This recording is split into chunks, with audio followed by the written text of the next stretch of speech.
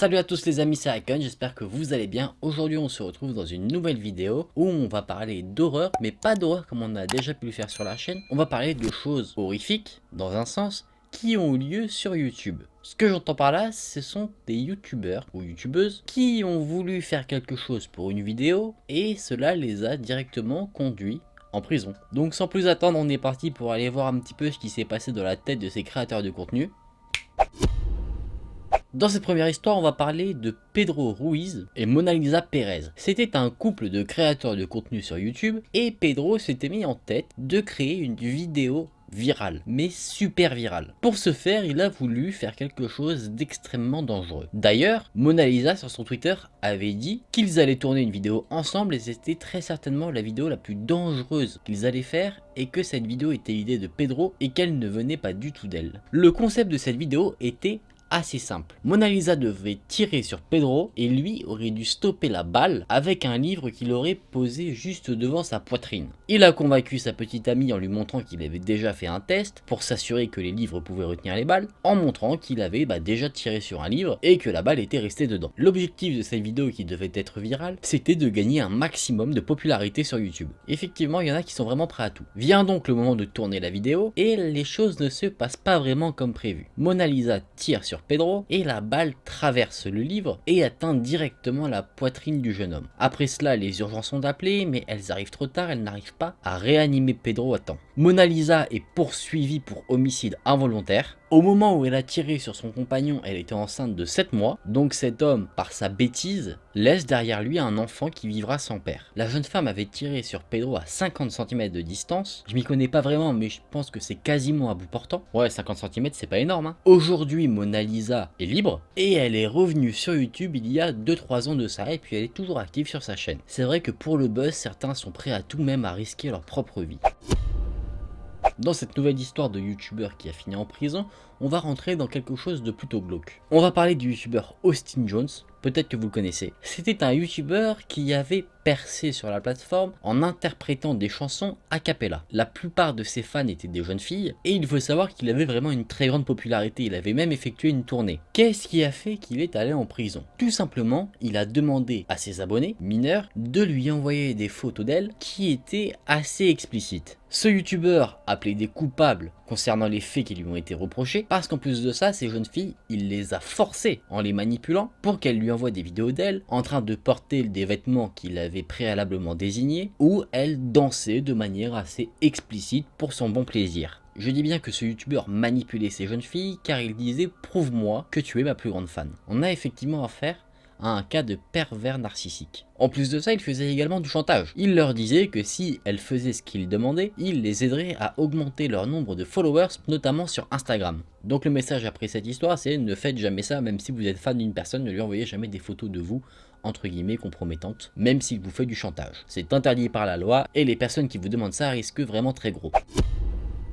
Dans ce troisième cas, on va avoir un youtubeur vraiment qui a eu un comportement dégueulasse. C'est un youtubeur espagnol du nom de Reset qui était habitué à faire des vidéos prank. Mais à plusieurs occasions, il est allé un peu trop loin et je pense que vous serez d'accord avec moi dans ses pranks. En janvier 2017, ce youtubeur a posté fièrement une vidéo dans laquelle il prankait un sans-abri qui avait aux alentours de 50 ans. L'objet du prank, c'était qu'il offrait à un sans-abri 20 € et une boîte d'Oreo. Mais attention, pas des Oreos que nous on aime bien manger, c'était des Oreos dans lesquels il avait préalablement mis du dentifrice. Le sans-abri était d'abord content de recevoir un tel don, il a donc dégusté les Oreos et il a ensuite été pris de vomissements. Forcément, je pense pas que ce mélange soit très bon pour la santé. Forcément, le jeune homme ça le faisait rire, il y avait une certaine humiliation de ce sans-abri dans cette vidéo. Et rapidement après ça, parce que forcément cette vidéo a fait le tour de la toile, le jeune youtubeur a dit « Je suis peut-être allé un peu loin, mais voyez le côté positif, ça l'aidera à se laver les dents ». Effectivement, on est sur un jeune homme très peu recommandable. La justice a condamné ce youtubeur, il a eu une peine de prison et 20 000 € d'amende, et en plus de ça, la justice l'a forcé à fermer sa chaîne YouTube. Mais pas que, il a également dû fermer fermer ses autres réseaux sociaux pour une durée de 5 ans. Mais ce n'était pas la première fois que ce youtubeur faisait des excès. Apparemment les pranks de très mauvais goût étaient sa spécialité. Je vous dis ça car tout simplement dans d'autres de ses vidéos il s'amusait à pranker des enfants ou des personnes âgées, notamment en leur donnant des sandwichs, mais pas des sandwichs classiques qu'on adorerait déguster, des sandwichs qui étaient garnis d'excréments de chat. On voit un peu la mentalité de certaines personnes qui sont toujours à la recherche du buzz. Comme quoi on peut voir qu'il y a des pranks qui sont vraiment très bons enfants et d'autres qui sont vraiment très malsains.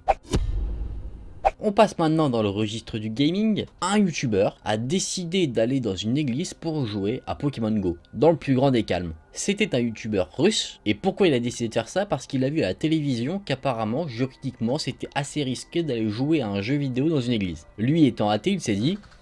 je le fais. Il a été accusé de blasphème par l'église, il a donc été ensuite assigné à résidence. Et en fait, il a été condamné après son assignation à résidence parce qu'il ne l'a pas respecté. Je ne sais pas si ce youtubeur a été jugé, mais ce que je sais, c'est qu'il risquait jusqu'à 7 ans de prison pour incitation à la haine et insulte à l'égard des sentiments religieux des croyants. Quelle idée, il y en a des fois, je comprends même pas. C'est quoi cette idée de te dire que tu vas aller jouer à Pokémon Go dans une église? Tu fais ça dans un parc, dans la rue, mais pas dans une église. Que tu n'aies pas de croyance, c'est ton droit, mais il faut respecter celle des autres. Personnellement, je trouve que c'est une idée affreusement débile. Ne faites jamais ça à respecter, c'est tout.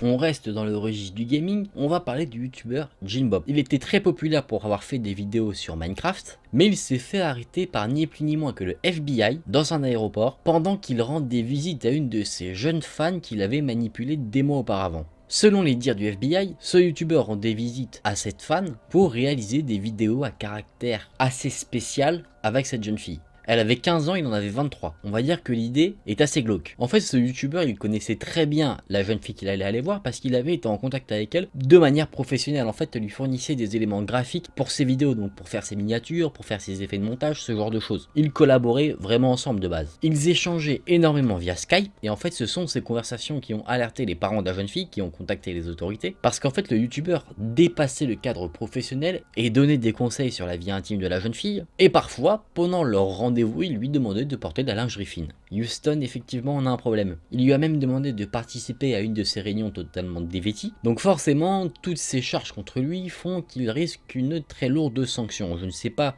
aujourd'hui comment ça a abouti, mais pour sûr, au moment où tout ça a été dévoilé, il était très loin d'être tiré d'affaire. On va finir par l'histoire de Matthew Cordell, qui était un youtubeur de 22 ans. En fait, lui, c'est un cas assez spécifique parce qu'il n'a pas réalisé de crime en vidéo, il s'est pas servi de sa notoriété. En fait, ce qu'il a fait, c'est qu'il a réalisé une vidéo, il l'a publiée sur sa chaîne, où il avouait en fait avoir été l'auteur d'un accident de voiture qui avait coûté la vie à une personne de 61 ans. C'était une vidéo très courte où il donnait son nom, son âge, et il a dit qu'il avait heurté la personne et a donné le nom de la personne qu'il avait heurté. Il a avoué avoir été sous l'emprise de l'alcool à ce moment-là, qu'il avait pris le volant de son camion et qu'il avait heurté la Jeep de la victime. Il conclut sa vidéo en disant qu'il plaiderait coupable à toutes les accusations qui seraient portées contre lui et qu'il prendrait l'entière responsabilité de ce qu'il avait fait subir à la victime. Il finit sur ces dernières phrases en disant qu'il sait que cette vidéo donnera toutes les preuves au procureur en charge de l'affaire pour le mettre à l'ombre pendant un bon moment, et effectivement le procureur est tombé sur cette vidéo, il l'a enregistrée et l'a mis dans son dossier à charge contre lui. Il a été inculpé pour homicide involontaire et condamné à 6 ans et demi de prison. Ce jeune youtubeur a également fait passer un message de prévention en disant qu'il ne fallait absolument pas boire et conduire en même temps car on voyait très clairement où ça pouvait mener. On en a fini pour ces petites histoires, évidemment il y en a plein d'autres, après j'ai essayé un peu de diversifier les thèmes parce que ce qui ressort le plus par rapport aux condamnations des youtubeurs, ce sont des affaires où les youtubeurs vont profiter de leur notoriété pour manipuler généralement des mineurs. Également là on retrouve beaucoup de condamnations, c'est sur les pranks. Pourquoi? Parce que dans leur recherche du buzz, ces personnes qui vont faire des pranks vont parfois frôler la limite de la légalité, ou de l'humiliation, ou du trouble à l'ordre public. Vraiment c'est très borderline pour faire des vues. Bon les amis, on se remet un peu dans une ambiance un peu plus chill pour débriefer de tout ça. Ah là là, c'est vraiment fou la recherche du buzz que ça peut pousser à faire. J'ai vu une histoire passer par exemple que je vous ai pas raconté parce que voilà il n'y a pas eu forcément de condamnation, mais d'un vlogueur qui pour le buzz a sauté sur le toit d'un train en marche. Forcément encore des idées stupides qui auraient pu gravement blesser, voire tuer le youtubeur en question. On a les pranks aussi où on pourrait faire du mal à autrui sans vraiment le vouloir. Je pense qu'on se dit pas forcément qu'en donnant un Oreo avec du dentifrice à un SDF que ça va lui faire grand mal, ça va juste ne pas être bon, mais finalement on voit que ça provoque aussi des vomissements, on ne sait pas comment les gens peuvent réagir, donc ça peut quand même être assez dangereux. Donc je conclurai sur ça en disant que voilà, si vous voulez vous mettre à YouTube, n'hésitez pas à faire du contenu de qualité, parler de choses qui vous plaisent, mais en tout cas ne cherchez pas à faire des stupidités pour faire le plus de vues possible, parce que vous voyez très bien où ça peut vous mener, à la prison ou au pire des cas dans la tombe. Bon, en tout cas les amis, j'espère que cette vidéo vous aura plu. Si c'est le cas, n'hésitez pas à liker la vidéo et à vous abonner à la chaîne. Nous on se retrouve très vite dans une prochaine vidéo. Salut!